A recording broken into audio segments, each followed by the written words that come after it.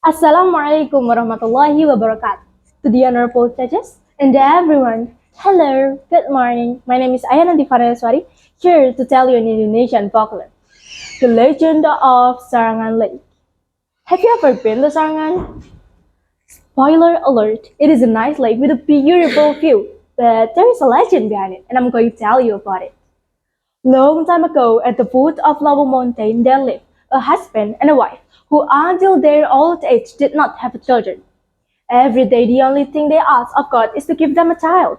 The supposed name, Kipasir and Nyipasir. They make a living by gardening and hunting animals to make ends meet. Until one day, the good news came. What is that? Nyipasir finally got pregnant.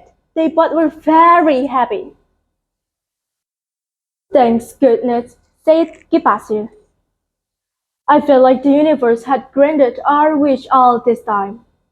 After 9 months, the baby boy was born. Later name, Joko. Their happiness was complete. Long story short, Joko was grown into smartest and agile child. But unfortunately, he was rarely home as he liked to travel at places he had never seen. He also practiced mysticism by meditating. So, Joko come back home occasionally then, the next day he went off again somewhere. Is he gone again?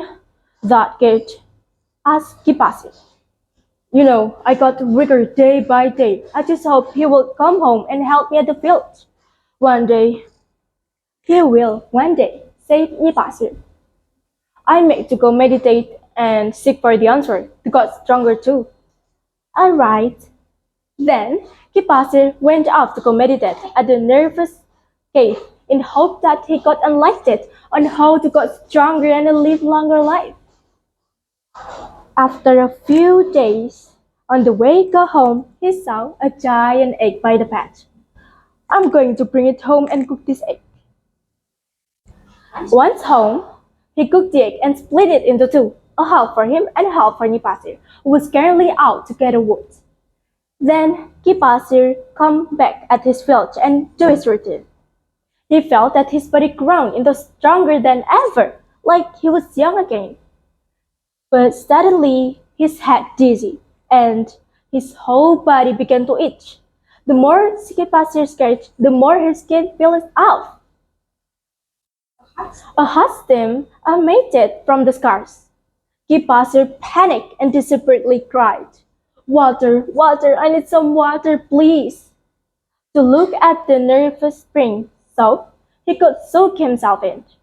After the heat of his body and the subsided elsewhere, Nipasir come back after a long day searching for the firewood. She saw a giant egg. What is that? Husband cook and spread food for me? This is nice. She taken. She finally eating and wait, what I feel itching all over my body. What is this? She's panic. Wait, Kipasir, where are you, Kipasir? She ran off and to find her husband at the village. But she couldn't find him. She looked at the nervous spring and wait, what was that? He looked familiar. He saw a giant dragon. She knew that her husband, who swimming ranging in the spring, by then her skin peeled off and changed into scales. She was filled with rage, splashing in the water, trying to get dragon. She was very angry at her husband who making her like this, turning dragon after eating egg. The other dragon was also furious. Kipasir felt unfair for what the universe had done to him. This is unfair. I cannot accept it. If universe punishing us, let's punish them. Let's drown the whole thing in the water. She accepted that, and they trained to meet whirlpool to drown the lava mountain and the area surrounding it. The water level increased, and lava mountain soon would sink. Meanwhile, Joko came up after his meditation. Joko saw what happened. He felt that the weather is changing. He saw a giant dragon trying to make whirlpool to drown the whole thing. He immediately got into meditation position, closed his eyes, and saw that the dragon's embodiment of his parents who turned after eating egg. He was very shocked about that. I'm sorry, mother, father, for not being there where you need me the most, but this must be stopped at once. He prayed to God to make the dragon disappear. Suddenly, the dragon glowed and more calmer. They disappeared into nothingness and leave him alone. I'm sorry, he said for the last time.